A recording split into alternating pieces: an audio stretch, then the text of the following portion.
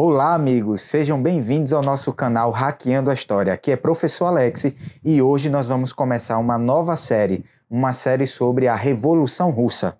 No vídeo de hoje, nós vamos explorar um pouco os antecedentes da Revolução. Diferente de outros vídeos aqui do canal, que a gente vê todo o assunto de uma vez, dessa vez nós vamos dividi-lo. Hoje, como eu falei antes, nós vamos começar pelos antecedentes. Vamos lá? O melhor seríamos nós falarmos as revoluções russas e não apenas a Revolução Russa. Porque em 1917 nós tivemos em fevereiro um movimento revolucionário, em outubro outro.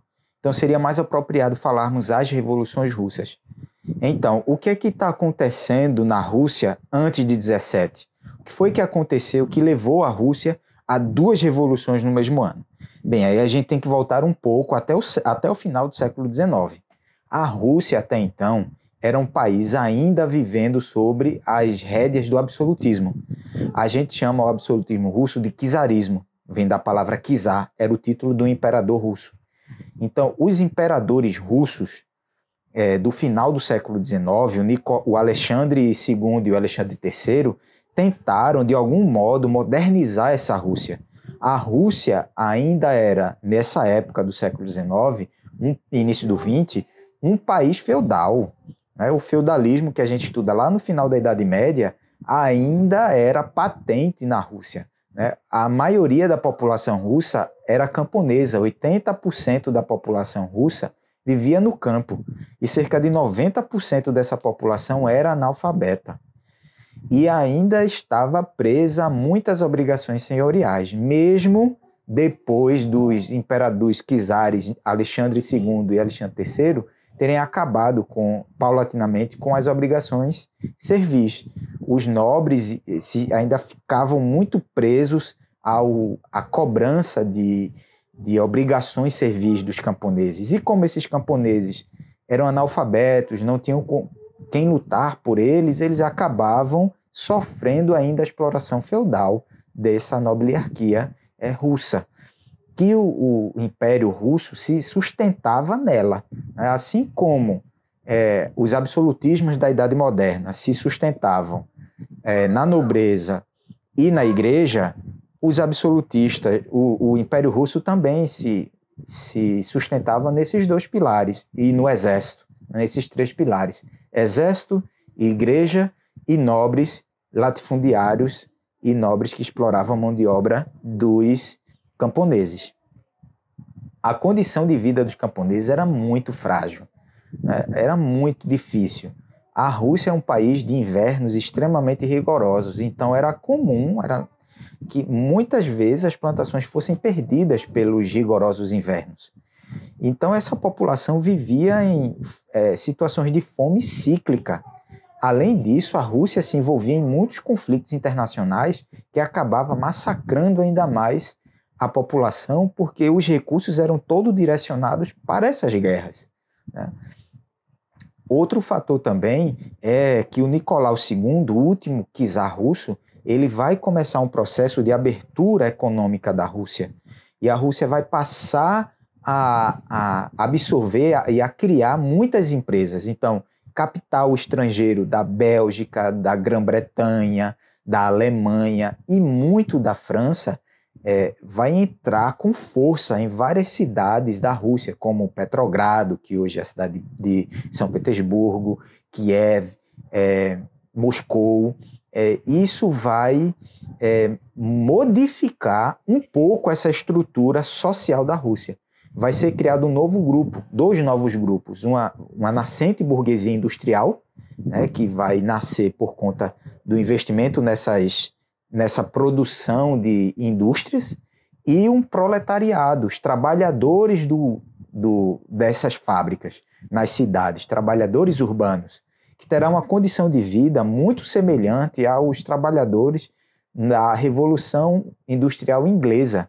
Então isso vai provocar uma exploração da mão de obra dessa classe trabalhadora, que é chamada de proletariado, de trabalhar de 12 a 16 horas, quase que sem interrupção de sua jornada, ganhando salários miseráveis, vivendo em condições de vidas precárias e sem quase nenhuma condição de trabalho, sem segurança, ambientes sujos, pequenos, enfim, há uma condição de trabalho e de vida extremamente deplorável.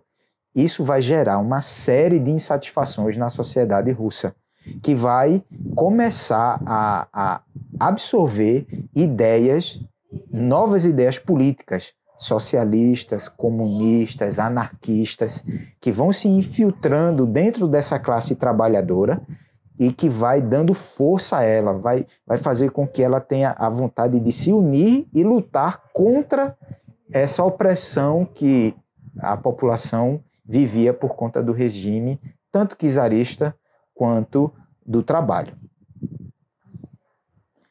E a gente consegue observar bastante de perto esse movimento dos trabalhadores com a criação de partidos.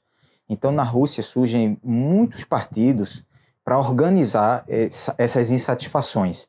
Tanto partidos liberais, partidos que também queriam o fim da monarquia, o fim do czarismo, mas não queriam o lado do poder na mão dos trabalhadores. Então vão surgir vários partidos diferentes na Rússia, mas um dos principais, aquele que vai conduzir essa Revolução Russa, é o Partido Operário Social Democrata Russo. Esse partido é extremamente perseguido pelo czar Nicolau II. Né? Ele é desmantelado na Rússia, né? O seu principal ponto de força era Petrogrado, que era a principal cidade russa da época, era a capital da Rússia, era onde estavam as maiores indústrias da Rússia, então era onde ele era mais forte. Então ele é desmantelado em Petrogrado, os seus principais líderes fogem para outros países e ele vai se reorganizar na Finlândia, por exemplo, né? Que em 1898, é lá onde o Lenin e os seus outros companheiros vão reorganizar o Partido Operário Social Democrata Russo. Né? E lá vai ser feitas as primeiras diretrizes do que deve ser feito. E aí começa a grande disputa dentro do Partido Operário. Há duas grandes correntes dentro do Partido Operário. Uma corrente que é chamada de menchevique e uma corrente que é chamada de bolchevique. O Partido Operário Russo, ele é de orientação marxista. O que é que isso quer dizer?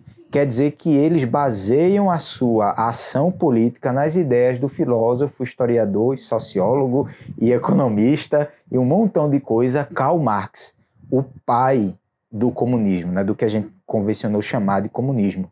Ele e seu amigo Friedrich Engels, né, em 1848, criam um livro chamado Manifesto ao Mundo, né, onde reúne as suas principais ideias, conclamando os trabalhadores a se unirem contra o capitalismo, né, lutar contra esse sistema, na visão deles, opressivo. Então, esse partido ele vai surgir com essa finalidade, com esse pensamento nascido no marxismo. Só que o marxismo ele é muito diverso. Ele tem muitas interpretações sobre qual deve ser a linha de ação. Né? Então havia esses dois caminhos, o caminho dos mencheviques e o dos bolcheviques. Mas qual era, professor, esses caminhos? O dos mencheviques, que em russo quer dizer minoria, era o seguinte, era uma interpretação mais ortodoxa, ou seja, mais próxima do que Karl Marx defendia.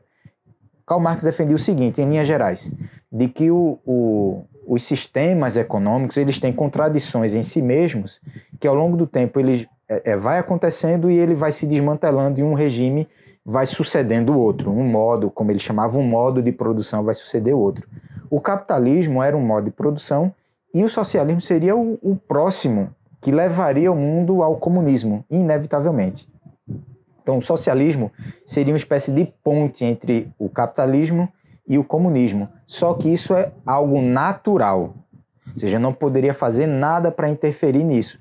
Então, o que é que os trabalhadores deveriam fazer? Se aliar aos liberais para que na Rússia fosse de fato implantado um capitalismo, de fato criasse um proletariado, em sua grande maioria, para depois tomar o poder. Então os mencheviques acreditavam que eles poderiam participar da política de modo normal, comum, né, sem precisar de uma ação revolucionária de rompimento. Eles poderiam se adequar ao sistema e esperar até o momento que os trabalhadores estivessem prontos e aí sim tomar o poder. Já os bolcheviques, eles achavam que deveria ser feita uma ação direta. Não precisava esperar. O principal líder menchevique, o Martov, dizia que isso só ia acontecer na Rússia daqui 100 anos. A gente teria que esperar o capitalismo se desenvolver. O Lenin, que era o líder dos bolcheviques, dizia nada disso, Martov. A gente tem que tomar a ação imediata, juntar os trabalhadores urbanos, os proletariados e os camponeses e juntos derrubar o czar e começar um regime comunista. Então, na cabeça de Lenin, isso deveria ser feito imediatamente. Na cabeça de Martov, poderia demorar mais um pouco. Então, essas duas linhas foi para votação. E quem conseguiu mais votos, a maioria bolchevique em russo, Lenin. Uma ação direta, rápida, e tomar o poder, enquanto uma minoria, os mencheviques, liderado por Martov, foi derrotado. Isso não quer dizer que dentro do Partido Operário a maioria concordasse com Lenin. Quer dizer que no dia da votação, Lenin teve a maioria. Os bolcheviques tiveram a maioria, mas eles não eram unanimidade dentro do Partido Operário. Então, dentro do próprio movimento operário, havia luta, havia forças contrárias do que se deve fazer. Isso fica muito claro lá em 1917, quando há a Revolução de Fevereiro, onde não é a Revolução Bolchevique, é uma revolução menchevique, é uma revolução dos liberais associados aos socialistas moderados. Mas antes de chegar em 17, houve uma espécie de ensaio geral em 1905. Havia toda essa insatisfação e essa disputa política dentro da Rússia, e a Rússia ainda inventou de uma guerra no Oriente para controlar a região da Manchúria e da Coreia, a Península da Coreia, e essa guerra foi contra o Japão, é a chamada Guerra Russo-Japonesa, em 1904. A Rússia achava que venceria facilmente por conta daquelas ideias racistas do imperialismo, né? Que os europeus brancos eram superiores aos amarelos asiáticos. Então eles ganhariam muito fácil dos japoneses, porque eram soldados inferiores e eles eram superiores. Lé do engano. Perderam vergonhosamente. A marinha japonesa engoliu a marinha russa e a Rússia perdeu a guerra vergonhosamente. Isso repercute muito mal dentro da Rússia e na Europa. E os trabalhadores ainda tinham que bancar essa conta, porque como a gente falou no início do vídeo, quando está em guerra, fera, comida falta, dinheiro falta, enfim, recursos são todos destinados ao conflito. Então houve guerra nas indústrias de armamento do imperador russo, houve revolta de militares, houve uma série de conflitos, de greves, que levou o imperador a tomar um partido. Só que antes disso, em janeiro de 1905, o povo, já sufocado com tantos problemas, vai até o Palácio de Inverno, que ficava na cidade de Petrogrado, São Petersburgo, pedir que o imperador fizesse alguma coisa. E eles vão pacificamente, mas são recebidos pelo exército imperial a bala. E há um grande massacre de pessoas, né? As estimativas são as mais variadas possíveis, mas centenas de pessoas morreram e muitas outras ficaram machucadas, né? Feridas. Isso é chamado de o Domingo Sangrento. Isso vai repercutir no czar, no Nicolau II, que vai, depois de muitas greves e de muitas rebeliões do exército, né? Tem um filme muito famoso chamado Encouraçado Potemkin, que foi uma revolta da Marinha contra essa situação que a Rússia vivia. Ele então vai declarar uma série de reformas liberais, vai dizer que vai elaborar uma constituição, que vai flexibilizar o regime, que vai acabar com o absolutismo, consegue acalmar os ânimos, mas ele não coloca nada em prática. o máximo que ele faz é fazer a Duma, que é uma espécie de parlamento, que era convocado quando ele queria, né? E esse parlamento foi chamado para fazer uma constituição. Os trabalhadores, então, vão organizar conselhos, que em russo é chamado de soviets. Vão organizar conselhos para decidir, deliberar o que vão fazer. E esses soviets serão essenciais para o restante do movimento revolucionário.